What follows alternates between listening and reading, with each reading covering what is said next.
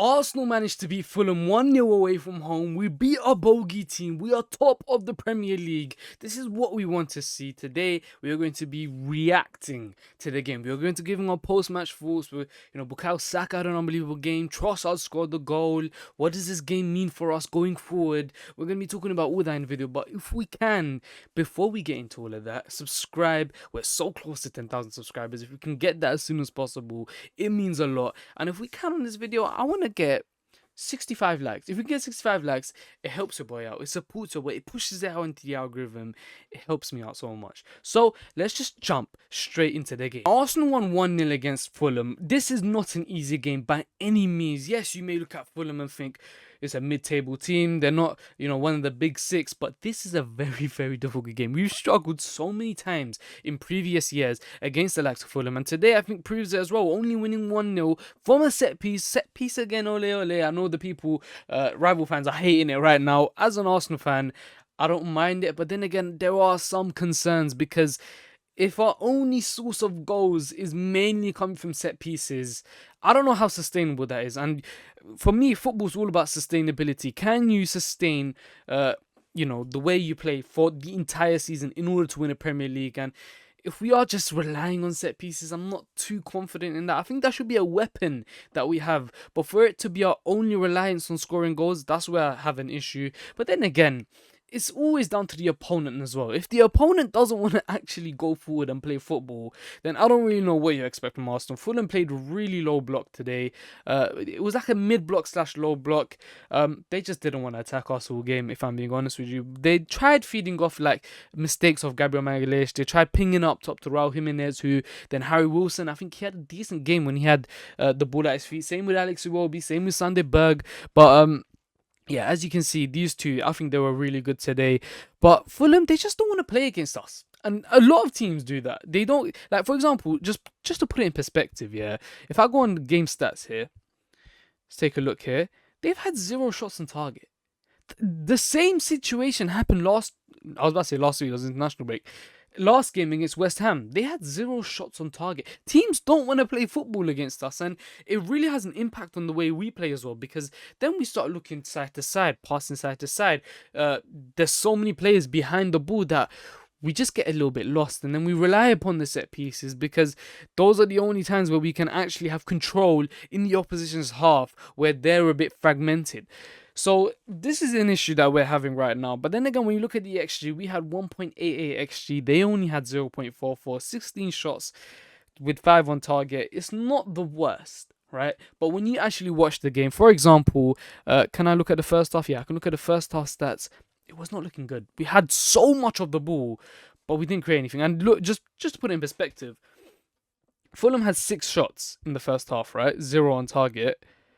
And when we go throughout the whole game, they only had 3 more shots in the second half. So you can just tell Fulham weren't really there to play against us. And that's where we really start to struggle. And that's where I think Arteta needs to start finding alternatives to those situations. I mean, Eberechi Eze's signing was supposed to be one of those alternatives that I expected more from Eberechi Eze today, if I'm being honest with you. A lot of people will start pinning the blame on Victor Gyokeres. Yes, he didn't have the greatest of games. Yes, he didn't score a goal. But this is a game, in my opinion, that's just meant for Eberechi Eze, right? The low blocks, the teams that don't really want to attack us. This is you, bro. This is where I need you to unlock that low block, to showcase your creativity, to be a maverick in and around the box, create chances for Victor Gyokeres, really get into those pockets in the half spaces and just cause problems. But I just did not see that enough of you today. Honestly, I'm not too sure what you did today, if I'm being honest with you. You had 1 shot. It's just a little bit underwhelming from Eberechi Eze, if I'm being honest with you. Yeah, it's just 1 chance created. Honestly, I'm not going to get onto him too much because he did get hooked off. He is still fairly new to this Arsenal team. But I feel like a lot of blame is being pinned on Victor Gyokeres, who I thought he was trying to make things happen. That's one thing you can never fault Victor Gyokeres of. You can criticize his hold-up play, his technical ability, him not scoring a goal in 9 games or something like that.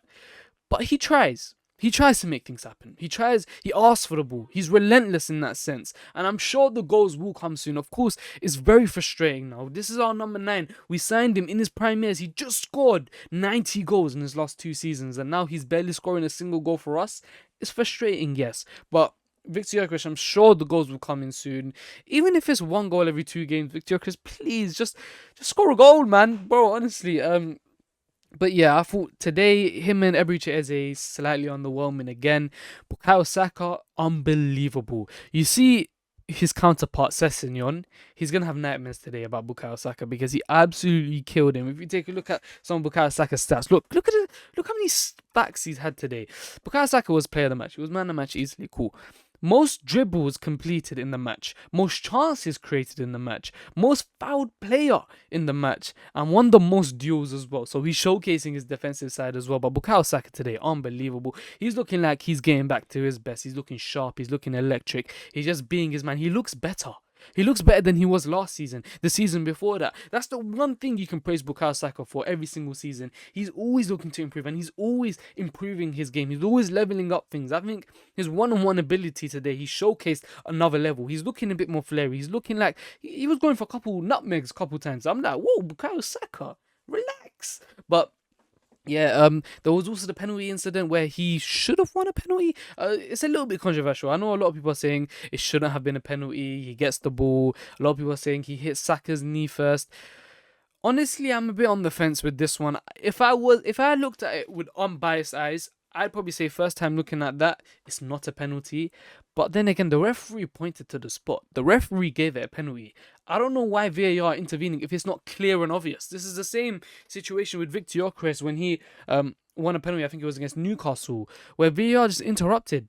You don't need to. If it's not clear and obvious, you don't need to have a say. And the moment you start bringing the referee to the screen, he's always going to change his mind because of what the nonsense you're spewing in his ear.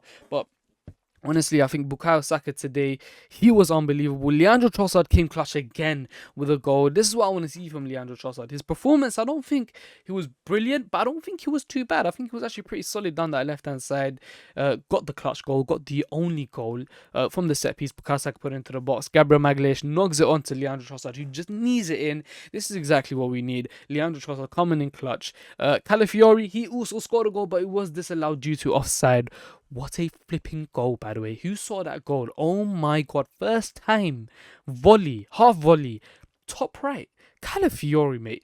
I don't understand this guy. Yeah. There is no way he is a left back. Bro, the way he strikes the ball. He had a few other opportunities where I think he hit the crossbar, was the post, or on another volley. He had another shot where it was bending into the corner. It got blocked.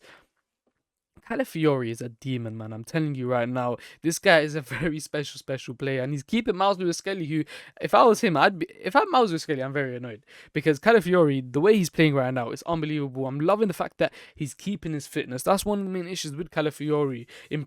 For example, last season, he wasn't able to stay fit, but this season it's looking like he's staying fit. He's playing 90-minute matches regularly. I'm not seeing any problems. Obviously, Mikel Merino came on. I don't think much happened. Nergard came on, making his Premier League debut actually for Arsenal. Martinelli came on, didn't have too much to say, but I feel like the main reasons as to why we're winning these sorts of games is because of these lot right here. Declan Rice, Zubimendi, Calafiori, Gabriel, Saliba, Timber, Raya. That defense, no one's able to score against it. Like, we've played 11 games so far this season. We've kept 8 clean sheets. Are you insane right now? And if we do win the league, it's going to be because of our defense. Because what's the saying? Attacks win you games, defense wins you titles. Well, right now, our attacks not really winning us games too much. It's our defense winning us games, and our defense that potentially could win us titles. We do have Atletico Madrid next in the Champions League. I do hope we do win that game because I think that's a really important game. I think we just need to go on a winning streak. We need to keep up this form that we're on right now, which is actually unbelievable. We've only lost 1 game this season, and it's against Liverpool from a free kick from Szoboszlai. Other than that, we've been almost perfect every single game. We got Atletico Madrid next. We got Crystal Palace at home, which I think should be comfortable. I know there was a crazy game going on with Crystal Palace where they drew 3-3 today. We should go on a really good run of form here. And then we have Tottenham, then Bayern, then Chelsea. Then it gets a little bit more difficult after that. But honestly, I'm looking at the way we're playing right now, the form that we're on right now. When you look at the Premier League table, comfortable with 19 points. Manchester City are lurking. They are lurking, to be fair. Liverpool, they need to win tomorrow against Manchester United. Our goal difference is looking healthy. Honestly, We could probably win the Premier League this season if we can keep up this form. I'm telling you right now, if our defense can keep bailing us out in terms of just being perfect the whole game, and we can get nibble couple goals here and there, we should be good.